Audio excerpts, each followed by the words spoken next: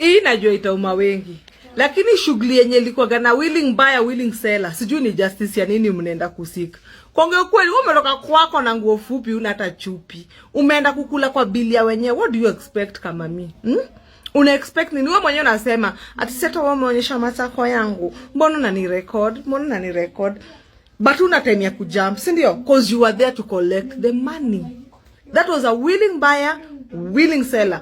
Kama Ochali angepost hizo video, I'm sure hiyo sira yote haingekuwa. Huyo dem si ati yako anajua amerekodiwa. She knew. Alijua amerekodiwa. So, wachageni kuwekelea boy child kila kitu tujuni dem ametumika. Hapana. Na usitudanganya at the age of 22, you don't know the things that ulikuwa na sniff kwa mapua. Wachangeni kudanganyana.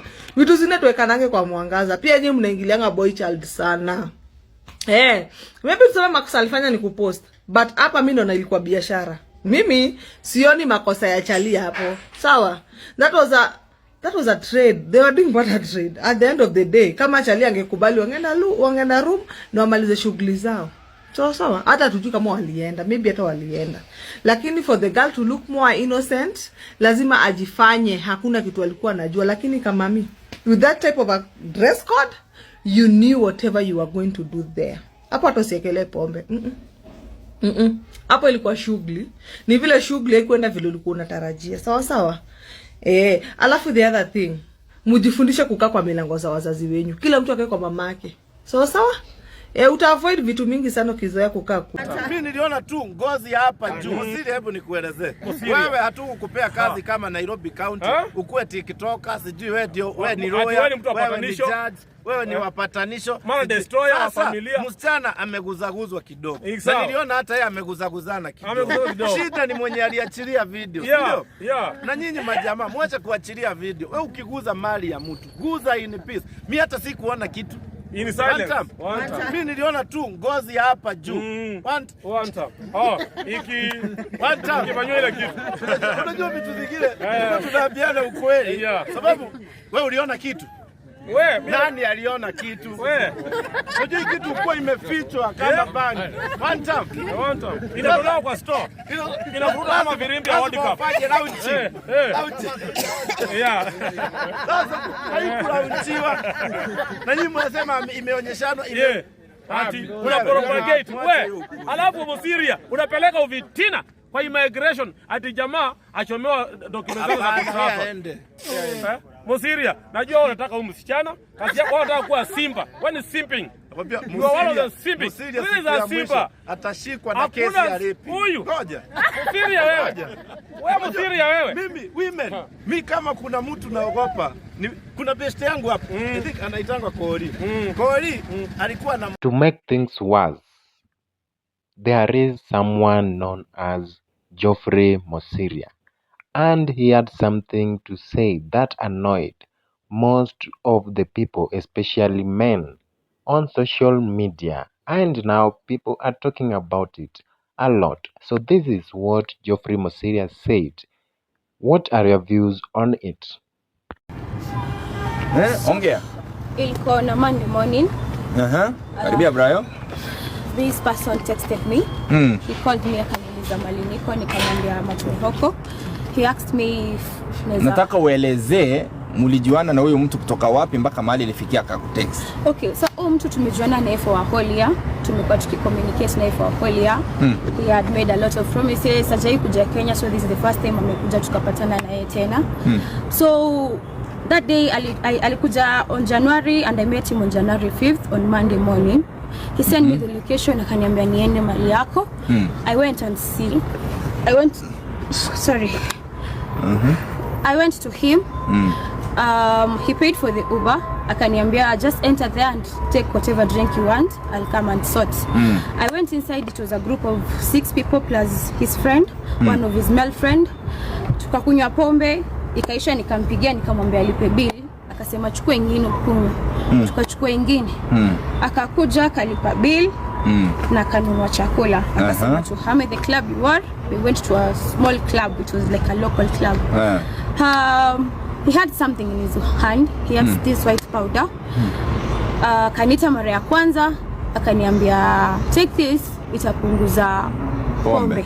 Sugar levels yani. Akaniambia you have to sniff it. It was just yalikuwa ameweka hivi kiasi. I snuffed it. Nikakuwa dizzy. Akaniambia endo kae chini. Nikasimama juu singeweza hata kutembea. So that is where the guy told me if we can have sex with two men. So he wanted two men. Yes, him, his friend, and I. Nikasema no. I can only do it with one. And that's why akaanza kunirecord, akinitoa nguo, akinisukuma, nashindwa kusimama nikijikelea hivi, ameninua nguo nyuma, amenitoa all over, ameninua, alini embarrass, alini body shame. I feel traumatized right now. I'm sorry to all Kenyans. I did a mistake. I was intoxicated so much. Sikuwa najielewa. And that guy really took advantage of the situation. What if I said yes to the threesome? Tungeenda huko still na angerecord still na he would still post it. Why would he record me in such a manner akininua nguo? I'm sorry to all Kenyans. I'm sorry to my family. And I'm sorry to myself too. I have to find a way to forgive myself and come back again. This is something that you'll never see once again on the social media. I'm sorry, my fellow Kenyans. Yeah. So jamaa ile kurekodi alikuwa na kusukuma, ulikuwa unajielewa? No. Ndo nikajiegemea kwa meza ndo.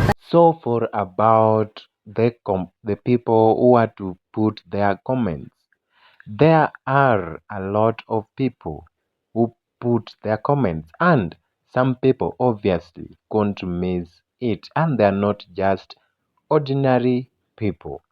So these are some of the people who couldn't miss on this issue. This guy is still working for Sakaja. Sakaja should fire this guy immediately. He's an extremely dangerous fellow. Extremely. Just from that point, I did not watch the whole video. Until that point, he's an extremely dangerous fellow. Because now he's lying. And anaongeza story. Fuck, I just saw it. I'm like, man, Mosiria unaongeza story. It's cringe. And I'm saying cringe because I watched the other video, but we shall all watch just now. This is cringe. Fuck. Are we watching the same shit? Akampea vitu zenye alilamba. So it's a painful story. So we have made a formal report. Hapa ni JKIA police station. Watch hizo video alilamba ni gani Mosiria? Tuambie, which things are these that alilamba? Hey, if I was Sakaja, I would fire this guy. This guy is going to cost me my job. Hey, umsekwani hate wanaume aje? You must hate men. Why would you just jump on a story like this? Even if you're a cloud chaser, story guy unafaa si wote tulikuwa tumeilenga. Ni vile mafeminist walifanya nini? Walichukua, but for us ilikuwa ni story imeingia itoke. It's a kawaida story. Everybody hata wewe sana news zako ziko shared. Tunacheka tu news ziko shared na story inaisha. But it's not, you don't take a secondary action. Secondary action. Unajua the way Mosiria ako all over that girl, sijui anatry kumsaidia nini.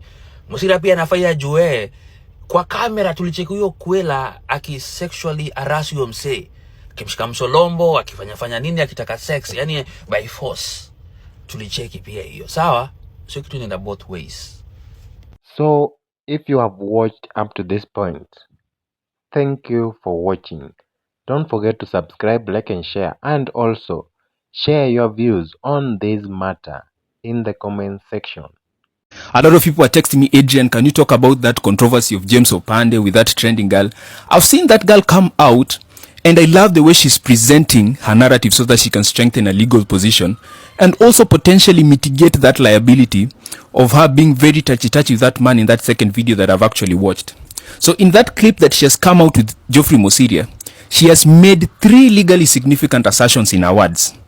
Number 1, she has stated that she was told to go to the bar and take whatever drink she needed. Number 2, after drinking, she called James Opande to pay, but he insisted she should take more alcohol before he comes. And number 3, she was given a white powder on the false representation that it would ease a dizziness, but it instead rendered her more disoriented. Now let me connect this words or statements of fact with 3 factors in law so that I can show you why it is legally significant for you to say that. But before it, you must note that under the Penal Code, or maybe the Sexual Offences Act in sections like 43, we always emphasize on assessing the victim's condition and capability of consciously appreciating that act that we are arguing over. So in law, the things that affect this conscious capability are things such as mental illness, unsound mind, minor age, and in this particular case, it is intoxication. Now here it is. When the court is assessing intoxication, it looks at 3 critical factors that I will connect with our statements or our words. But these 3 critical factors under law are: number 1, knowledge of the accused about the intoxication of the victim. Number 2, the degree of intoxication of the victim.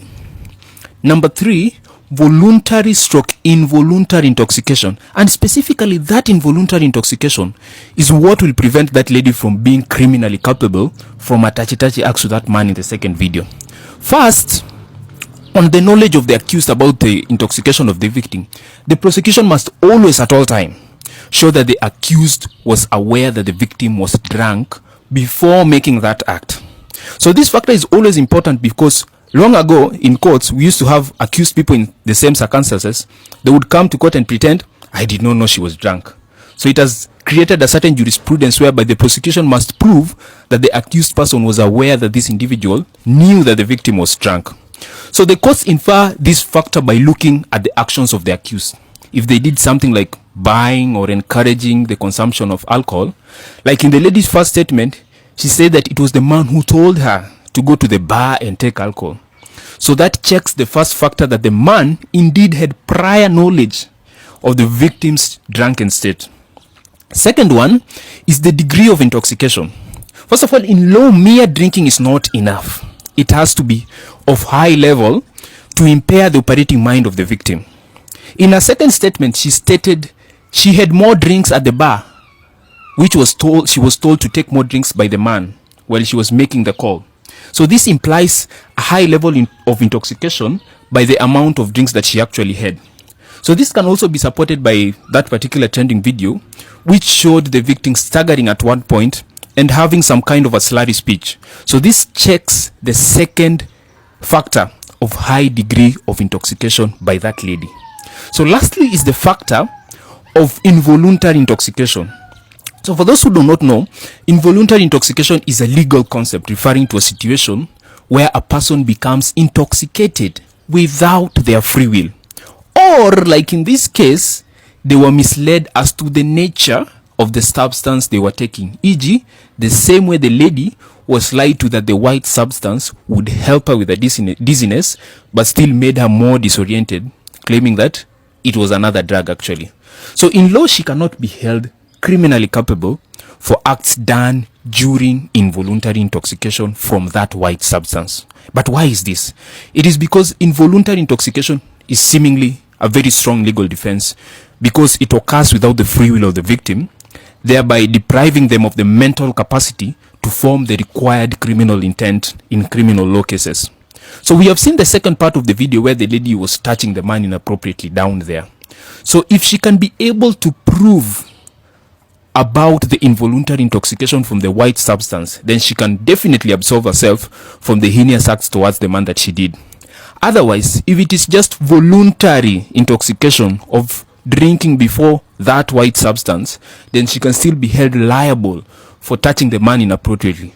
So it has to be involuntary intoxication for the third factor so that it can help the lady with that particular case. Geoffrey Mosiria, nilikuwa na kuheshimu sana, but sasa vile naona unadili na hii kesi ya huyu msichana ambaye alidhulumiwa pale kwenye babu na yule jamaa ambaye anaitwa James Opande. Mazee, nimeona kwamba umeanza kuwa biased vibaya sana na umeanza kukua peti. Wacha kile kwa peti. Let me tell you. Because in this case tunaona yule jamaa pia alidhulumiwa. Manake yule msichana alikuwa anajaribu kumshika hata sehemu zake za siri. Yule jamaa ana insist, anamwambia kwamba aondoke, bibi yake atampata. Lakini yule demu baada ana insist kabisa, anamshika. Bwana, wacha tuache kushabikia ukaaba na umalaya. Geoffrey Mosiria, as much as unatetea msichana, please, pia tuangalie haki za James Opande. Justice for James Opande.